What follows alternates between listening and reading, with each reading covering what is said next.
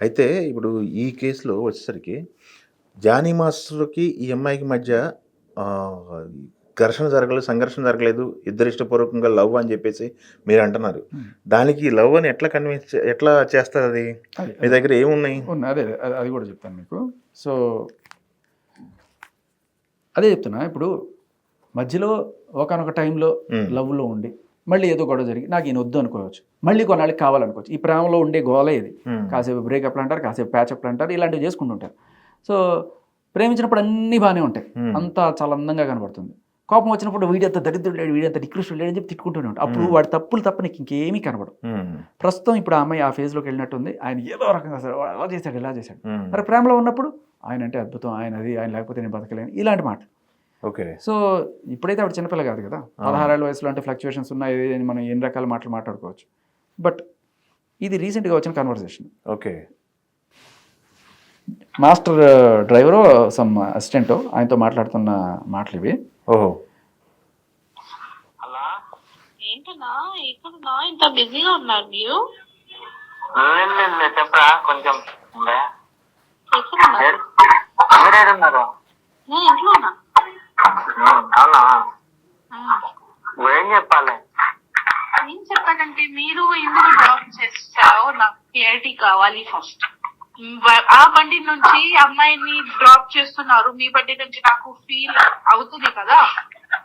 అరే ఆయనకి ఏదో మైండ్ బాగాలేదు కాబట్టి అంటే అంతే, నాకు కూడా మైండ్ బాగాలేదు, అందుకే వీడియో పెట్టాను. ఎందుకంటే నాకు ఏంటంటే ఆ వీడియో చూసి ఆయన కోప్పడతారు, నాకు అదే కావాలి. ఆ వీడియో చూసి ఆయన కోప్పడతారు, ఆయన మైండ్ డిస్టర్బ్ అవుతుంది, అందుకే పెట్టాను. కావాలని పెట్టాను. చెప్పండి, నేను ప్రేమిస్తున్నాను, పెళ్లి చేస్తున్నామని అక్కకి తెలిసిపోయింది. ఇప్పుడు అది ఇంకా ఏముంటది, ఏం లేదు కదా. ఇప్పుడు పెడుతున్నా అంటే దీనికి అర్థం ఏంటి? సో ఇక్కడ నేను ప్రేమిస్తున్నాను, పెళ్లి చేసుకున్నాను అనే విషయం అక్కడికి తెలిసిపోయింది. అంటే ఈవిడ పెళ్లి చేసుకుందా, లేకపోతే ఆవిడ హిందీ యాక్సెంట్లో పెళ్లి చేసుకుందాం అనుకుంటున్నాను అనే ఉద్దేశం ఉందా? ఒకవేళ పెళ్లి చేసుకున్నాను అనేది కనుక ఆవిడ మాటలు అయితే పెళ్లి చేసుకున్నాను అన్నట్టే ఉంది. నేను సరిగ్గా క్యాచ్ చేయలేదు అన్నాడు. బట్ పెళ్లి చేసుకున్నాను అనే ఉద్దేశం అయితే మరి ఇప్పుడు మనం ఇందాక చెప్పుకున్న సెక్షన్స్ ప్రకారమే చూడాలి. అవును, ఫోక్సో కాదు, జస్ట్ విడాకులు, డైవర్స్ తీసుకోవాలి అంతే వద్దనుకుంటే. అర్థం ఏంటంటే నాకు మెమోరీస్ ఉన్నాయి. ఇంకొకటి కూడా అక్కకి తెలిసిపోయింది ఈ విషయం. అవును, జానీ మాస్టర్ వైఫ్కి తెలిసిపోయింది. తెలిసిపోతే ఆవిడ ఏం చేస్తుంది, ఇన్నాళ్ళు నాతో నా పక్కనే ఉండి ఇది చేస్తూ వెనకాల నాకే వెనుపొడి కొడుస్తావా అని చెప్పి ఆవిడకి ఫీల్ అయ్యింది. ఆవిడ ఏదో తిట్టుంటుంది.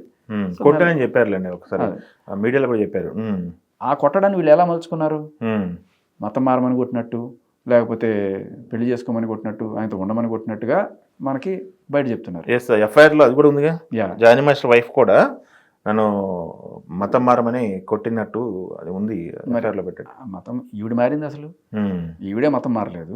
ఆవిడ పేరు ఇంకా సుమలతానే ఉంది. అన్ని ఆధార్ కార్డులోను, పాన్ కార్డులోను, ఆవిడ కొరియోగ్రాఫర్ కార్డులోను, అన్నింటిలోనూ ఆవిడ ఆ పేరుతో. నిన్న మొన్న కూడా చూసాను, ఏదో బొట్టు పెట్టుకుని వెళ్ళింది ఆవిడ. మరి ఈవిడే మతం మారలేదు, ఆవిడ మతం మారమని చెప్పి ఈవిడ ఇది చేస్తుంది. ఎఫ్ఐఆర్లో రాసినారు కదా. ఓకే,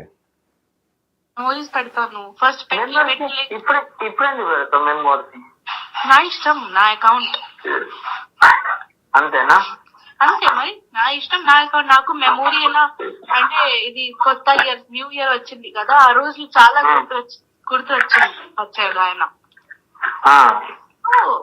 అంటే పాత మెమోరీస్ చూసాను, దొరికింది, పెడతాను ఎప్పుడెప్పుడైనా. ఎందుకంటే లాస్ట్ ఇయర్ ఈ ఫస్ట్ నిన్న నాకు అది పిల్లి ఉంది కదా, పిల్లి ఇచ్చారు, అది గుర్తు వచ్చింది అంతే. అది గుర్తు వచ్చింది. ఇప్పుడు నా బర్త్డే ఉన్నప్పుడు గుర్తు వస్తారు, ఖచ్చితంగా గుర్తు వస్తారు. ఎందుకంటే ఇప్పుడు ఎవరు లేరు, ఓకే వదిలే అని చేస్తున్నాను కదా. ఇప్పుడు ఆల్రెడీ కనెక్షన్ లేవు, మాట్లాడలేదు నాతో, ఓకే కనెక్షన్ లేదు, మాటలు లేవు, వదిలే అని చెప్తున్నారు నాకు. కానీ గుర్తులు వస్తాయి కదా, ఆల్రెడీ కనెక్షన్ లేదు, మాటలు లేవు, అయినా ఆయన నాకు గుర్తొస్తారు కదా. గుర్తొస్తే నేను ఏం చేస్తాను, నాకు గుర్తులు వచ్చినప్పుడు నేను అన్నీ పెడుతుంటాను. అది చూసి ఆయన డిస్టర్బ్ అవ్వాలి, ఆయనకి కోపం రావాలి, అందుకనే పెడుతున్నాను. అంటే క్లియర్ కట్గా మామూలు ప్రేమ కాదు, చాలా గట్టి ప్రేమ ఇది. ఓకే, బలవంతంగా. అప్పటికి జానీ మాస్టర్ పెళ్ళైందని తెలుసుగా, పిల్లలు ఉన్నట్టున్నారు కదా, అన్నీ తెలుసు. 16 ఏళ్ళ వయసులో ప్రేమ గుడ్డిదని మనం ఊరికినాం కదా. సరే, ఆ వయసులో మరి ఆయన ప్రోద్బలమో లేకపోతే ఈవిడ ఫస్ట్లో ఇబ్బంది పడినా తర్వాత కూడా ఈయన పెళ్లి చేసుకుంటానని చెప్పి ప్రామిస్ చేయడం వల్ల ఈవిడ ఆయన ఎంత మంచివాడని చెప్పి ఫీల్ అయ్యి ఆయనతో లవ్లో పడిందో. బట్ ఏదైనా ప్రేమలో చాలా గట్టిగా మునిగుంది ఈ అమ్మాయి అనే విషయం మనకి ఈ కాల్ ద్వారా అర్థమవుతుంది. ఓకే. మరి ఈ ప్రేమ విరహంగా మారి ఆ విరహం ఆయన ఎలా అయినా సరే తన దగ్గర తెప్పించుకోవాలని చెప్పి ఆ పొసెసివ్ ఫీలింగ్, వేరే అమ్మాయి కారులో ఎక్కింది, నాకు వేరే అమ్మాయిని ఎట్లా డ్రాప్ చేస్తున్నావు, ఒక జానీ మాస్టర్ కార్లో వేరే అమ్మాయి ఎక్కింది. యా ఓకే, తను ఫీల్ అవుతుంది ఇప్పుడు. అది చెప్పింది కదా, వేరే అమ్మాయిని ఎట్లా డ్రాప్ చేస్తావు, ఆ కార్లో నాకు ఫీల్ అవుతుంది కదా అని చెప్తుంది. అండ్ సో ఇవన్నీ కూడా these are the qualities of a women being in a love, చాలా క్లియర్ కట్గా. మరి ఆవిడ ఈ ఫేజ్లో వారం రోజులు ఉందా, ఒక్కరోజు ఉందా, నెల రోజులు ఉందా, ఎన్ని రోజులు ఉంటే దీనికి వ్యాలిడిటీ? ఓకే. ఈవిడ ఒక రోజే అలా ఉందండి, నెక్స్ట్ రోజు నుంచి ఆయన మీద అసహ్యం పెంచేసుకుందండి, ఆ రోజు మాట్లాడండి అనుకుందామా?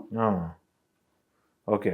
సో అదేంటున్నాను, ఇప్పుడు అంత చిత్తచంచల్యం ఉండి ఒకరోజు నేను లవ్ చేస్తున్నాను, ఒకరోజు నేను లవ్ చేయట్లేదు, ఒకరోజు నువ్వంటే ఇష్టం, ఒకరోజు నువ్వంటే కష్టం, ఇలా ఈ జనరల్గా ఉంటుంటాయి ఈ మూడ్ ఫ్లక్చుయేషన్స్ ఉండడం, ఇవన్నీ కూడా మనం చూస్తుంటాం. కానీ ఇంత వాటికి పోయి పోక్సో కేసు పెట్టుకుంటున్నాం అంటే ఎవరికైనా ఏమనిపిస్తుంది ఇది చూస్తే? ఆల్రెడీ వీళ్ళ మధ్యలో నడిచింది, అది ఒక రోజా, నెల రోజులా, 100 రోజులా, సంవత్సరమా? ఆయన బలంగా కావాలని కోరుకుంటుంది.